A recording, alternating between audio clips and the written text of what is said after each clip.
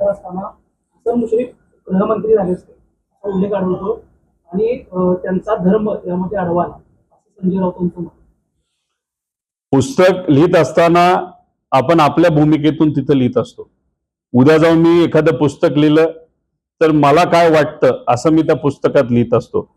आता उद्या जे संजय राऊत साहेबांनी पुस्तक लिहिलं त्याच्यामध्ये काही तथ्य आहेत, त्याचे पुरावे त्यांनी तिथे दिलेले आहेत, पण काही अशा गोष्टी आहेत जे त्यांना वाटतात त्यामुळे असं घडलं, नाही त्यांना असं वाटतं की ते या गोष्टी त्यामुळे नाही घडल्या. त्यामुळे तिथं आपण जर बघितलं तर काही ऑब्जेक्टिव्ह गोष्टी असतात आणि काही सब्जेक्टिव्ह असतात.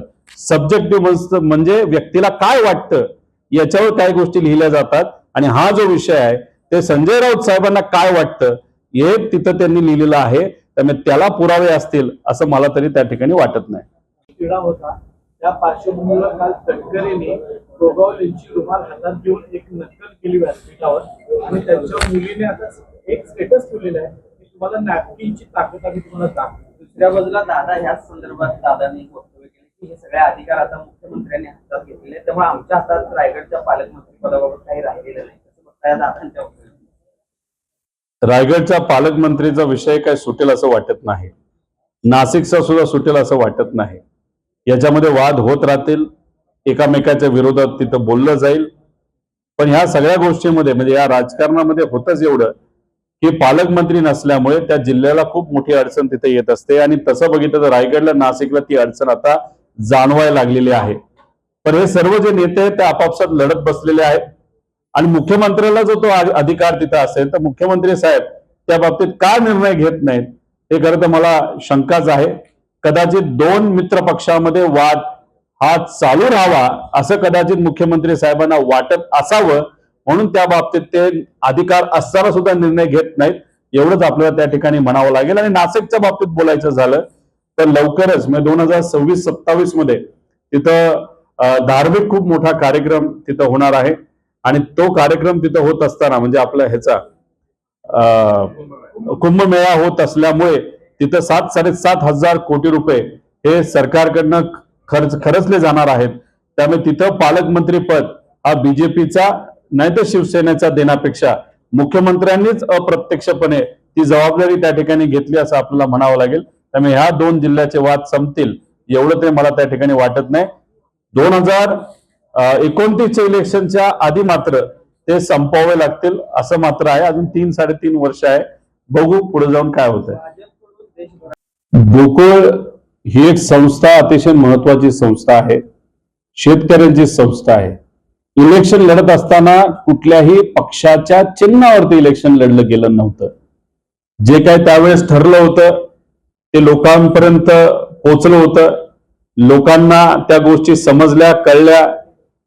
जे कोणी प्रतिनिधित्व करत होते त्यांनी काही गोष्टी ठरवल्या होत्या की 2.5 नाही तर 2-2-1 जे ठरलं त्या पद्धतीने होणं पण तितकंच महत्वाचं होतं. पण एखादी संस्था आणि त्या संस्थेच्या माध्यमातून राजकीय पकड त्या जिल्ह्यावर जर आपल्याला करता येत असेल तर काही लोक त्याचं राजकारण करण्याचा प्रयत्न करत आहेत. मी मुख्यमंत्री साहेबांना विनंती करतो की गोकुळ एक फार महत्वाची चांगली संस्था आहे. त्याच्यात इलेक्शनच्या काळामध्ये कसल्या लेवलचं राजकारण होतं हे सगळ्यांनी जगाली तिथं बघितलेलं आहे. पण आता जे ठरलंय तशाच पद्धतीने जर काही गोष्टी होत असतील तेच त्या संस्थेसाठी योग्य ठरेल. पण शब्द देऊन सुद्धा काही गोष्टी ठरून सुद्धा जर आज फक्त तिथं सत्तेचं राजकारण केलं जात असेल, ते सुद्धा त्या पक्षावर ते इलेक्शन झालं नव्हतं तरी सुद्धा जर तुम्ही राजकारण करत असाल तर हे योग्य ठरणार नाही, हे लोकांना आवडणार नाही. त्यामुळे लोकांचा विचार करत याच्यात कुणीही राजकारण न आणता जसं ठरलंय तसं त्या ठिकाणी व्हावं. फक्त जी कुठली बॉडी आत्ताची आहे त्यांनी विचार जर कोणाचा करायचा असेल तर नेता काय म्हणतो ते करण्यापेक्षा शेतकऱ्याचं म्हणणं काय आहे आणि शेतकऱ्यासाठी तुम्ही काय करणार आहात तोच विचार त्या ठिकाणी करावा. फक्त वरून फोन आला म्हणून ठरलेल्या गोष्टी जर इथं होत नसतील, तो जो माणूस आहे जो आज फोनची वाट बघतोय नाही तर फोन आला म्हणून निर्णय बदलत असेल त्याच्यावर मात्र लोक शंका घेतील आणि उद्या जाऊन राजकारणामध्ये त्यांना खूप मोठी अडचण येत्या काळामध्ये येऊ शकते. त्यामुळे स्वतःचा राजकारणाचा लोकांचा विचार करत त्या व्यक्तीने जे ठरलंय त्या पद्धतीनेच काही गोष्टी कराव्यात एवढंच या ठिकाणी मी सांगतो. सत्तेच्या विरोधात जो व्यक्ती लढतोय त्यांना अडचणीत आणण्याचा प्रयत्न हा नक्कीच केला जाऊ शकतो. आणि जो आज ठळक ठळक जर आपण बघितलं तर नक्कीच तिथं आपल्या सर्वांना बघायला मिळतोय. पण जो जोर लावायचा आहे तो जोर बीजेपी आणि त्यांच्या मित्र पक्षांनी त्या ठिकाणी लावावा. पुढच्या काही वर्षातच नवीन इलेक्शन जेव्हा होईल तेव्हा कोणाचीही मदत तिथे लागणार नाही. बंटी साहेब असतील व शेतकऱ्यांचे काही चांगले प्रतिनिधी असतील त्यांना खूप चांगलं भरभरीत यश मिळेल असा सुद्धा विश्वास माझ्यासारख्याला त्या ठिकाणी वाटतो. आता पक्षाच्या लेवलला खासदारांना फोडलं, आमदारांना फोडलं, माझ्या मतदारसंघामध्ये नगरसेवकांना फोडण्यासाठी अख्ख्या राज्याचा नियम त्या ठिकाणी बदलला. आता नगर पंचायत जिथे एका वॉर्डमध्ये 500-600चं मतदान म्हणजे टोटल मतदान 20,000च्या आसपास, इथं जर लक्ष देऊन अख्ख्या राज्याचं त्या ठिकाणी जर कायदा बदलला जात असेल तर गोकुळ ही संस्था अतिशय पवित्र मोठी संस्था आहे आणि त्यातून काही लोक नक्कीच राजकारण करण्याचा प्रयत्न करतील. माझं हेच म्हणणं आहे की सगळ्या गोष्टीमध्ये जर काही लोक फक्त राजकारणच बघत असतील तर मग लोकांचं हित कोण बघणार.